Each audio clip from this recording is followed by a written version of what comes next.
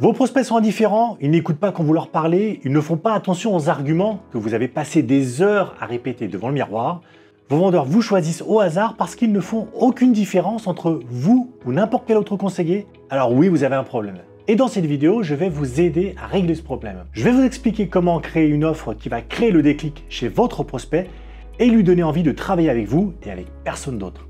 Mais juste avant de continuer, j'aimerais vous annoncer l'ouverture de notre nouvelle école de formation. Vous y trouverez les dernières méthodes, des solutions simples que j'ai développées et testées pour vous, des solutions que vous pourrez appliquer tout de suite dans votre activité.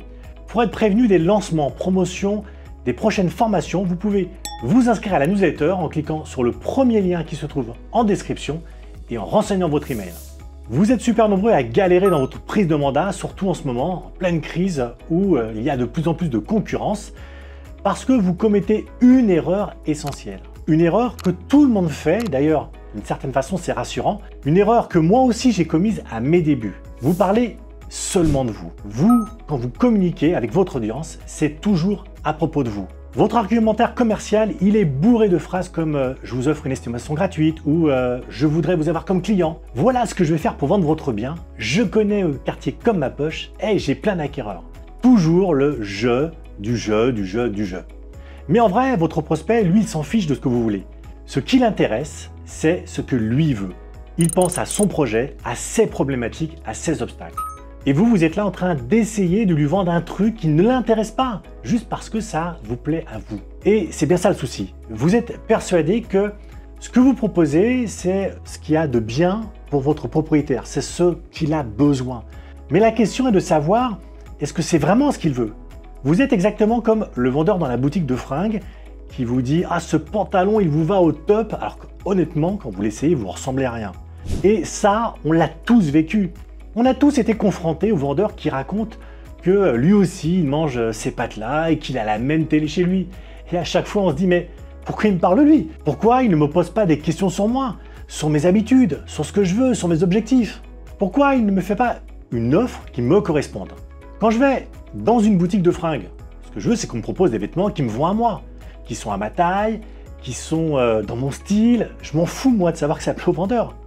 Et ça tombe bien, c'est exactement ce que se dit votre prospect quand vous lui parlez de votre estimation gratuite, ou encore de votre liste d'acquéreurs, ou encore de votre super nouvel appareil de photos de folie qui fait du 4K. L'erreur que vous faites tous, que j'ai faite moi aussi plein de fois, c'est que quand vous allez voir votre prospect, vous commencez par parler de vous, au lieu de parler de lui, et surtout au lieu de l'écouter. Donc ne vous étonnez pas que les propriétaires soient insensibles à vos arguments, complètement imperméables à vos offres et complètement désintéressés quand vous leur présentez vos services. Parce que pour eux, vous êtes tous les mêmes. C'est triste à dire, mais c'est vrai. Attention, quand je vous dis ça, je ne suis pas dans le jugement. Pour ceux qui ne me connaissent pas, je suis agent immobilier depuis 1995.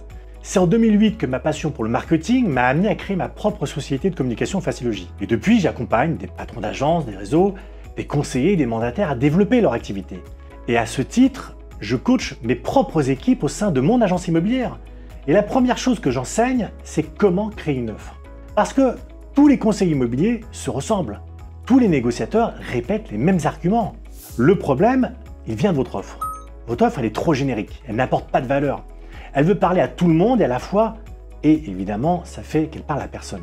Comme le type dans la rue qui crie avec son mégaphone, mais que personne n'écoute ou personne ne fait attention à lui. Donc forcément, votre propriétaire, il ne peut pas se sentir concerné. Et il s'en fiche. Il n'a aucun intérêt à bosser avec un négociateur plutôt qu'un autre.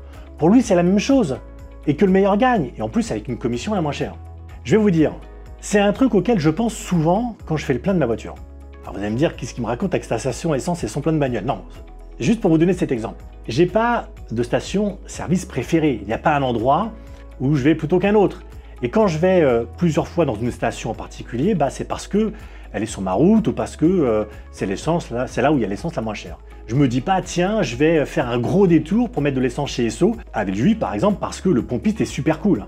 Mais au fait, pourquoi je n'ai pas de station-service favorite? Parce que pour moi, peu importe où je vais, c'est le même service. J'ouvre mon réservoir, je mets de l'essence, je vais payer et puis je m'en vais. Il n'y a pas de valeur ajoutée. Il n'y a pas un endroit où l'essence est la meilleure parce qu'on me sert. Et Dieu sait que j'adorerais qu'on me serve, parce que ça m'éviterait de me foutre de l'essence à chaque fois sur les mains. Il n'y a pas une station qui fait un café fabuleux qui justifie que je fasse un détour.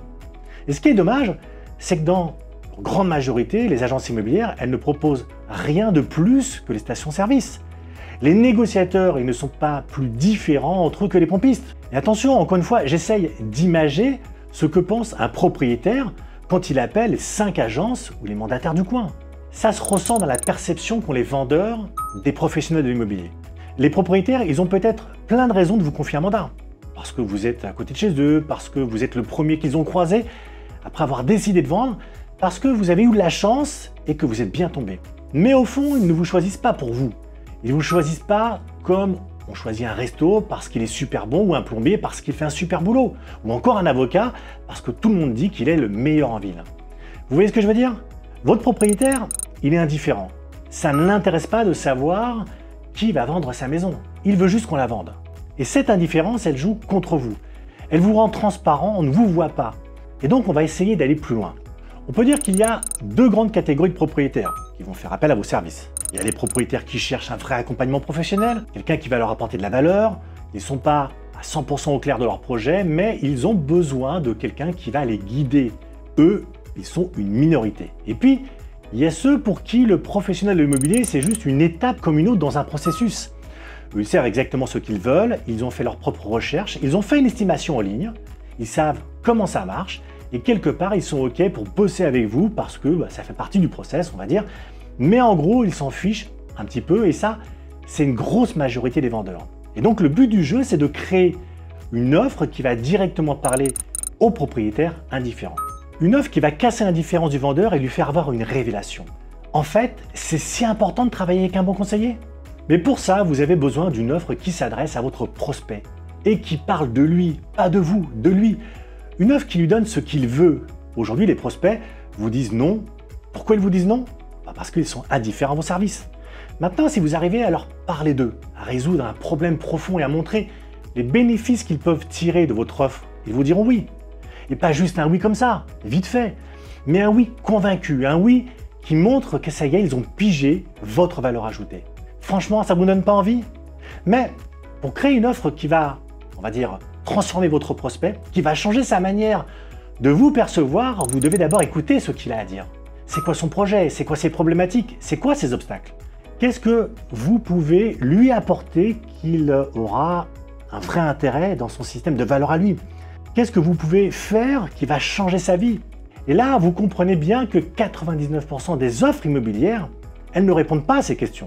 L'estimation gratuite, la promesse de type « j'ai des acquéreurs pour vous » ou le côté « moi ça fait 20 ans que je suis dans le quartier » ou encore « je diffuse sur ce logis ou le bon coin ».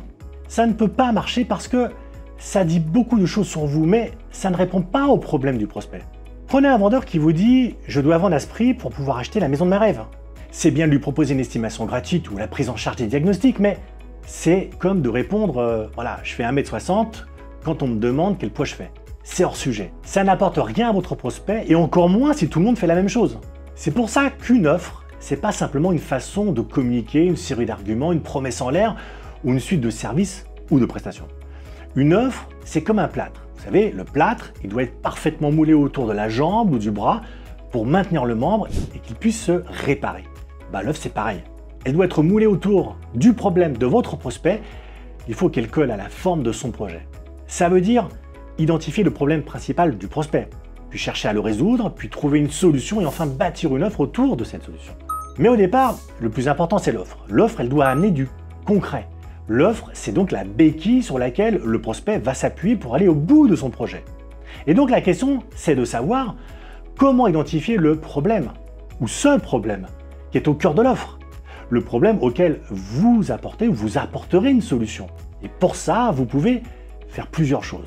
La première chose, et c'est la plus simple, c'est faire un sondage pour interroger directement vos prospects et vos clients en posant les bonnes questions. Des questions qui vont vous permettre de comprendre leurs obstacles. L'autre possibilité, c'est de puiser les retours de vos clients et surtout vos clients qui ne disent rien parce que ce sont ceux-là qui sont, on va dire, ceux-là qui sont indifférents et finalement, c'est eux qui ont le plus de frustration à vous communiquer. Troisième chose, c'est de participer aux groupes et aux communautés qui parlent d'immobilier sur votre secteur. Ensuite, il va vous rester à bâtir une offre irrésistible en compilant justement tous ces problèmes et les solutions que vous allez apporter. Et donc, une offre qui va permettre à votre prospect d'obtenir un meilleur résultat plus vite et avec moins de stress. Et c'est donc ça la valeur que vous apportez à votre prospect. Enfin, il va falloir promouvoir tout ça. En prenant pour base donc le problème du prospect et la solution que vous apportez, comment? En créant du contenu. Par exemple, ça peut être un e-book, c'est devenu hyper facile aujourd'hui avec des outils comme eScribe. D'ailleurs, je vous laisse jeter un coup d'œil, on avait fait toute une formation là-dessus, je vous mettrai le lien en description. Ou encore, vous pouvez faire une mini-formation vidéo, ça dépend si vous êtes plus à l'aise en vidéo ou pas. Ce qui est cool, c'est que vous pouvez choisir le format que vous souhaitez. Et puis, l'important, c'est d'en faire un véhicule pour votre solution, un levier pour la présenter à vos prospects en leur montrant comment cette solution casse leurs contraintes et les pousse vers le bonheur. Ce contenu, vous allez donc pouvoir le diffuser en faisant de la pub sur Google, sur les réseaux sociaux. Ça, c'est pour que vos prospects trouvent votre e-book ou votre vidéo et pour qu'ils laissent un email en échange. Et c'est comme ça qu'on va créer un contact durable. C'est important de packager votre offre pour communiquer dessus parce que ça vous apporte 3 choses. D'abord, vous allez avoir une offre, on va dire, séduisante, avec un titre sexy pour attirer l'attention des prospects. Par exemple, ma méthode pour vendre sans douleur. Ensuite, vous avez une offre unique et personnalisée que personne ne peut copier parce qu'elle a été construite avec votre prospect en tête et vos concurrents ne peuvent pas se contenter de reprendre ou d'ajouter un petit quelque chose ou de baisser le prix. C'est une offre faite sur mesure pour un profil de vendeur avec vos mots à vous, avec vos leviers de promotion à vous. Et puis enfin, vous avez une offre qui répond aux besoins de votre propriétaire. Et le résultat, c'est qu'il ne va plus se focaliser sur le prix parce que votre solution lui apporte exactement ce qu'il voulait.